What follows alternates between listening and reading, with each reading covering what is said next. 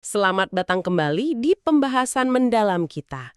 Hari ini kita bakal ngobrolin sesuatu yang ya kita semua pasti pernah rasain. Nyeri atau rasa sakit. Sesuatu yang universal banget ya. Betul, sering kita anggap simpel aja kan? Ada luka ya sakit. Tapi ternyata di baliknya itu luar biasa kompleks. Gimana sih otak kita itu memproses, terus merasakan, bahkan sampai bisa ngontrol sensasi ini. Nah, sumber kita untuk ngupas ini itu dari bab 9, judulnya A Pain in the Brain, sama bagian kesimpulan dari buku Overloaded. Buku ini fokusnya memang ke cara kerja otak dan kimia di dalamnya. Jadi kita coba telusuri lapis demi lapis pengalaman nyeri ini. Persis. Jadi misi kita kali ini, kita bongkar deh prosesnya. Mulai dari sinyal sarafnya gimana, terus kok bisa emosi atau katakanlah harapan kita itu ngubah rasanya, sampai mungkin sedikit soal dinamika ilmiah penemuannya. Kenapa ini penting buat Anda? Menurut saya sih, pemahaman ini bisa mengubah cara pandang kita soal rasa sakit. Oke, siap ya? Mari kita mulai bedah ini. Siap. Saya jadi keingat satu cerita menarik dari buku itu, tentang pengalaman nyeri yang, wah kayaknya nempel banget. Coba bayangin deh, Anda lagi di puncak bukit salju, mau meluncur pakai tobogan, itu loh kayak kereta luncur sederhana. Oke. Pasti ada rasa deg-degan gitu kan, lihat turunan curam di depan. Campuran antara antisipasi sama sedikit cemas ya. Adrenalin mulai kerasa tuh. Nah, terus Anda meluncur, wus, tapi hilang kendali, kelempar, terus jatuh di tumpukan salju. Anehnya nih, mungkin pas pertama jatuh yang dirasa cuma dingin sama kaget aja. Belum sakit. Tapi tunggu beberapa saat, baru deh jeder. Rasa sakitnya dateng hebat banget. Kok bisa ada jeda gitu? Apa sih yang sebenarnya terjadi di badan kita pas momen itu? Itu pertanyaan bagus banget. Buat ngerti jeda itu, kita perlu lihat dulu gimana badan kita pertama kali deteksi adanya bahaya atau kerusakan. Awalnya itu dari ujung saraf khusus, namanya nociceptor. Nociceptor, oke. Pas ada kerusakan jaringan, ya karena benturan atau luka gitu, nociceptor ini aktif. Nah, sinyal bahaya ini terus dikirim ke otak lewat sistem saraf kita. Lewat jalur khusus gitu ya pengirimannya? Betul. Ada dua jalur utama, pakai dua jenis serat saraf yang beda. Pertama, ada serat A-delta. Serat ini lumayan besar dan ada lapisan mielinnya, kayak isolator lemak gitu, jadi bisa ngantrin sinyal cepet banget. Wah, cepet ya? Iya, ini yang bikin kita ngerasain nyeri yang tajam, nusuk, lokasinya juga jelas, kayak pas ketusuk jarum gitu. Tapi ya, karena cepet dan besar, serat ini butuh banyak energi. Oke, itu yang pertama, yang cepet. Terus serat kedua gimana? Lebih lambat dong? Tepat sekali. Serat kedua itu namanya serat C. Ukurannya lebih kecil, terus nggak ada mielinnya. Jadi sinyalnya ya lebih lambat. Nah, sensasi nyeri dari serat C ini beda. Biasanya tumpul, pegel, atau kayak kebakar gitu.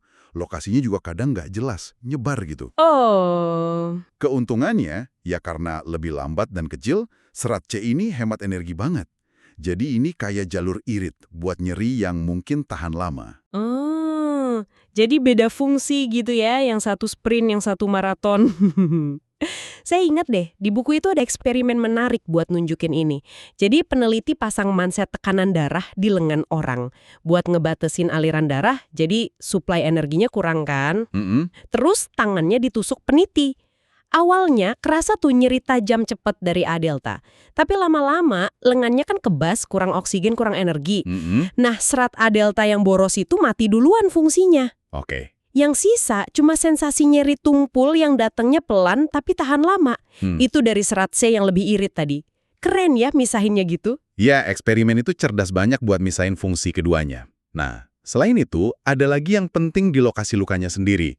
Namanya sensitisasi kimia. Sensitisasi. Maksudnya gimana tuh? Jadi pas sel rusak, dia keluarin macam-macam zat kimia, salah satunya prostaglandin. Zat ini nggak langsung bikin nyeri sih, tapi bikin nociceptor di sekitar situ jadi jauh lebih sensitif, lebih peka gitu. Oh, jadi kayak bikin area itu rewel gitu ya? Bisa dibilang gitu. Makanya area luka jadi lebih sakit kalau kesentuh atau ketekan dikit aja. Nah, obat kayak aspirin atau ibuprofen itu kerjanya ngehambat produksi prostaglandin ini. Berarti ini nggak sesimpel pipa lurus dari luka ke otak dong ya? Ada banyak belokan dan pengaturan di jalannya. Jauh lebih rumit dari itu. Ada satu konsep kunci nih, teori gerbang kontrol nyeri dari Melzack sama Wall tahun 62. Mereka bilang ada semacam gerbang, gitu ya, metaforasi, di sumsum tulang belakang. Tempat sinyal nyeri masuk pertama kali sebelum naik ke otak. Gerbang, kayak pos penjagaan gitu? Iya, bisa juga.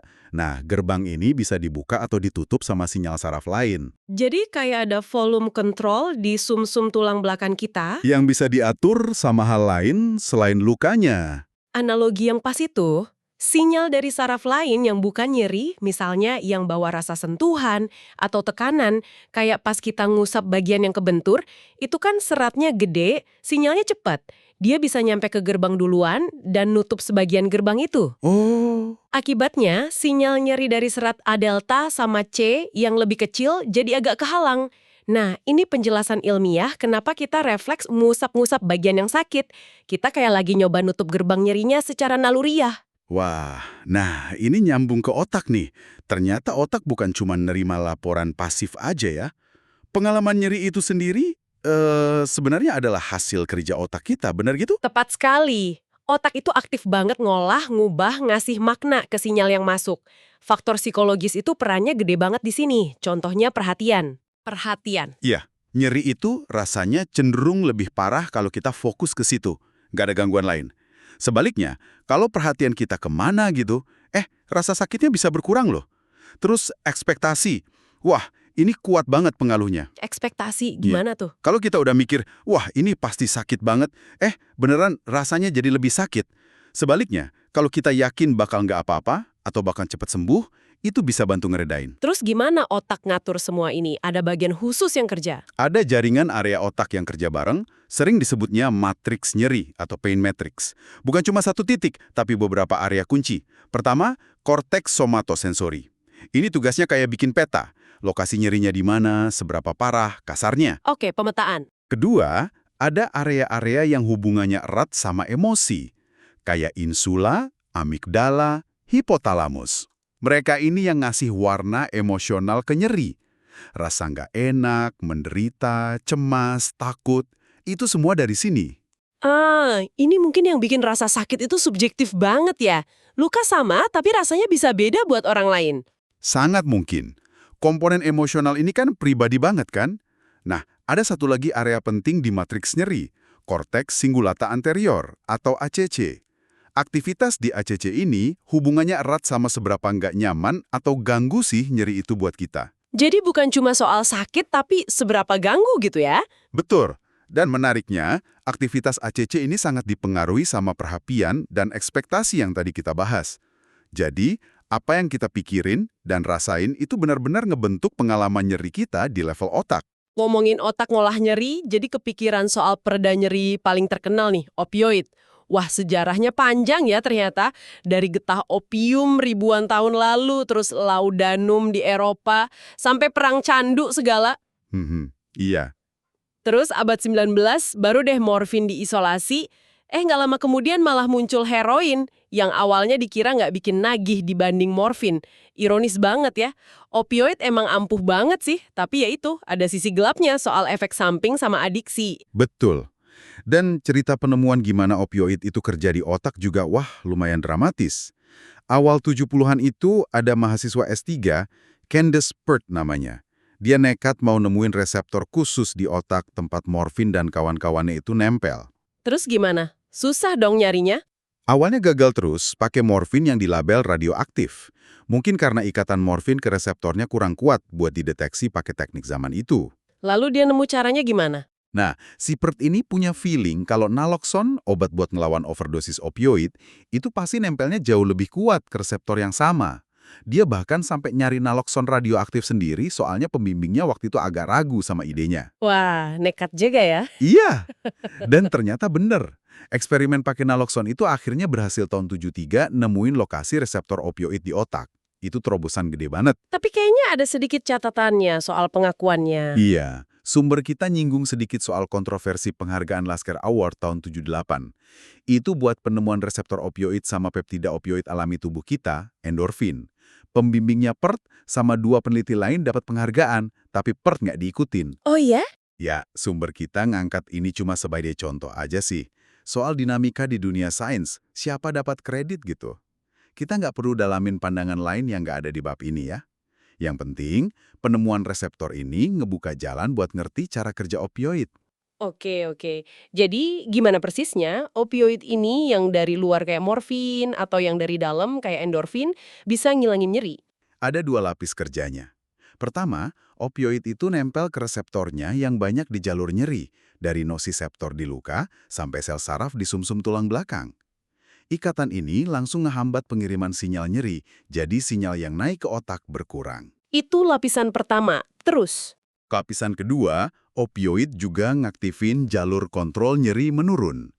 Jalur ini asalnya dari area di batang otak, terutama PAG namanya. Pas aktif, PAG ini ngelepasin opioid alami, kayak endorfin, sama zat lain, serotonin, noradrenalin, ke sumsum tulang belakang. Nah, zat-zat ini makin neken sinyal nyeri yang datang dari bawah. Wow. Jadi otak kita itu sebenarnya punya sistem rem nyeri sendiri ya, yang bisa diaktifin. Ini keren banget. Betul sekali. Area otak yang lebih tinggi, kayak korteks prefrontal yang buat mikir, ngerencana, sama ACC tadi yang soal rasa nggak enak, itu bisa ngatur aktivitas PAG dan jalur menurun ini. Makanya kondisi mental kita ngaruh banget ke rasa sakit. Contohnya? Misalnya fenomena catastrophizing. Itu loh kecenderungan buat fokus ke hal terburuk dari nyeri, ngerasa nggak berdaya. Itu udah kebukti bikin nyeri makin parah. Diduga sih, pola pikir ini ganggu kerja normal sistem kontrol nyeri alami kita. Ada cara lain nggak yang lebih alami mungkin buat mancing sistem rem ini? Ada beberapa fenomena menarik. 1. Analgesia akibat stres. Pernah dengarkan? Tentara di medan perang atau korban kecelakaan parah, kadang nggak ngerasa sakit sama sekali pas kejadian, padahal lukanya parah. Iya, pernah dengar. Nah, itu mekanismenya rumit. Tapi intinya, ada pelepasan besar-besaran opioid alami sama kanabinoid alami, zat mirip ganja tapi dari tubuh sendiri, di area kayak PAG tadi, karena stresnya ekstrim banget. Terus ada satu lagi yang cukup unik nih di sumber kita, ngumpat. Beneran ngumpat bisa nahan sakit. Kedengarannya aneh ya, tapi ada penelitiannya loh dari Richard Stevens. Partisipan disuruh rendam tangan di air es selama mungkin.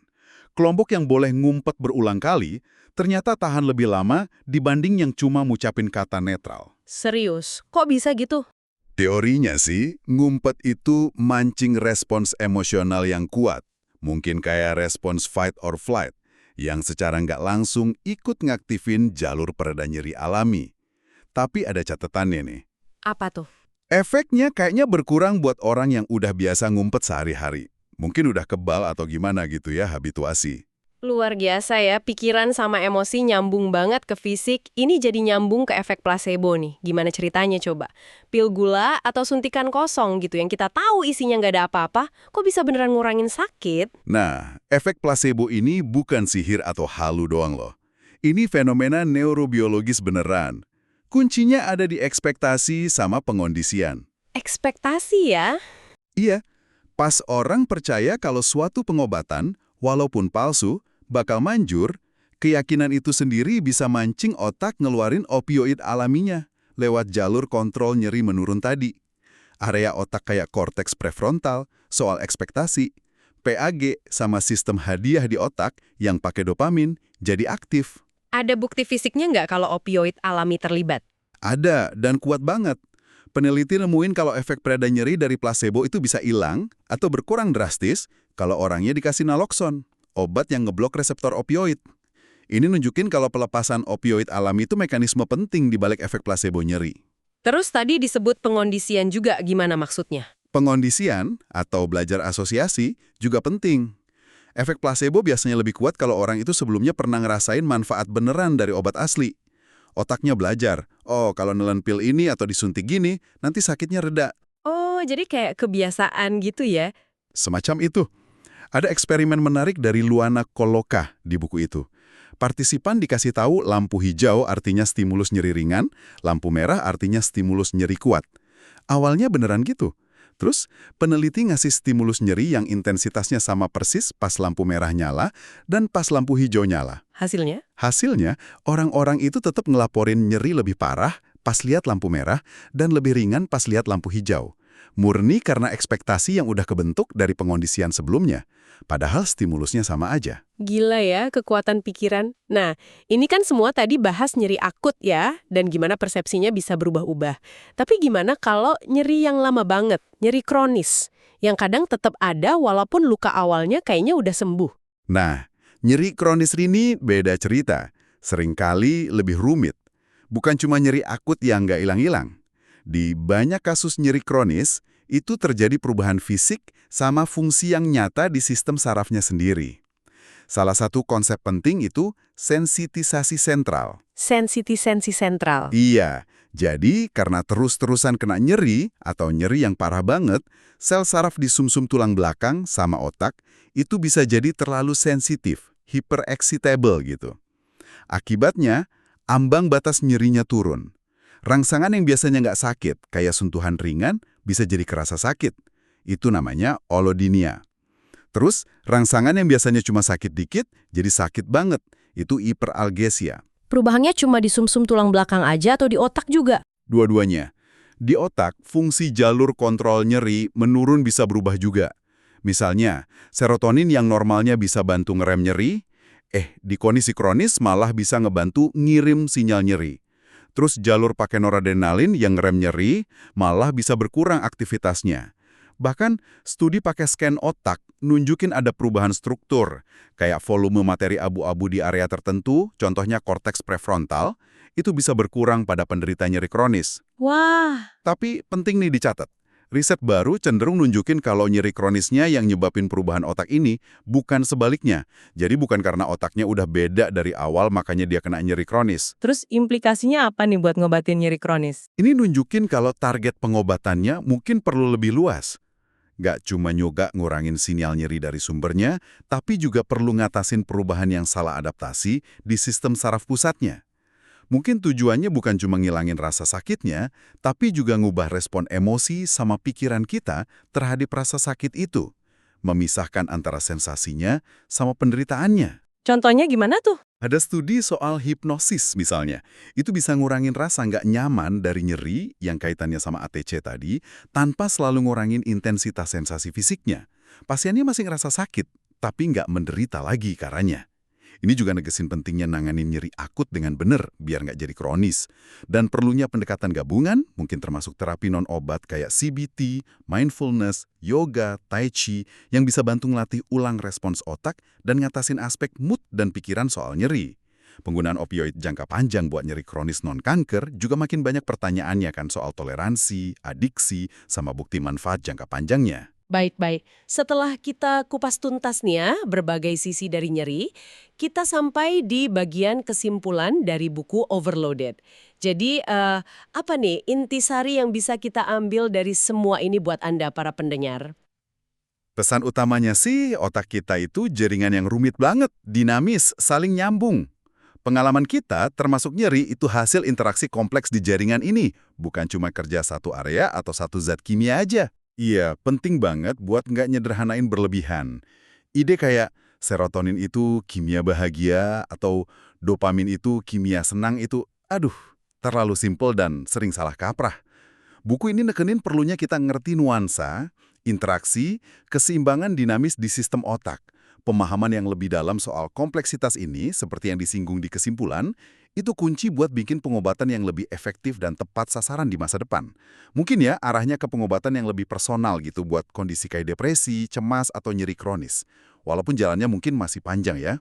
Meskipun gitu, sekarang juga udah ada sih ya upaya intervensi yang nargetin sirkuit otak tertentu. Kayak DBS, Deep Brain Stimulation, itu kan pakai elektroda ditanam buat ngatur area otak, walaupun invasif ya. Terus ada juga yang non-invasif, kayak stimulasi magnetik, TMS, atau listrik transkranial, TES, yang terus diteliti. Benar.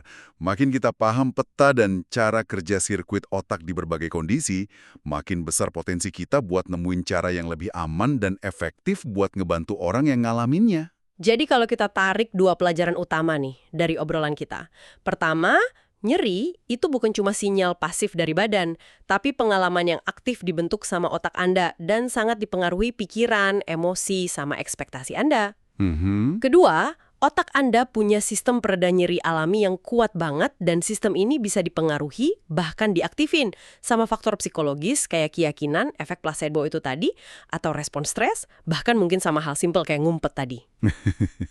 Ngerti ini aja udah ngasih perspektif baru soal pengalaman kita dan kekuatan pikiran kita kan. Wah, sebelum kita tutup, saya mau kasih satu pemikiran nih buat Anda bawa pulang, buat direnungin. Mengingat gimana ekspektasi, keyakinan, dan kondisi mental kita bisa secara fisik ngubah pengalaman, kayak rasa sakit, aspek-aspek lain apa ya dari realitas subjektif kita? Mungkin emosi kita, cara kita ngelihat dunia, atau bahkan kemampuan kita, yang ternyata jauh lebih bisa dibentuk sama pikiran kita sendiri daripada yang selama ini kita sadari. Wah, pertanyaan yang dalam banget itu buat direnungkan. Terima kasih banyak sudah menyimak pembahasan mendalam kita kali ini. Semoga ada manfaatnya ya, dan sampai ketemu di kesempatan berikutnya.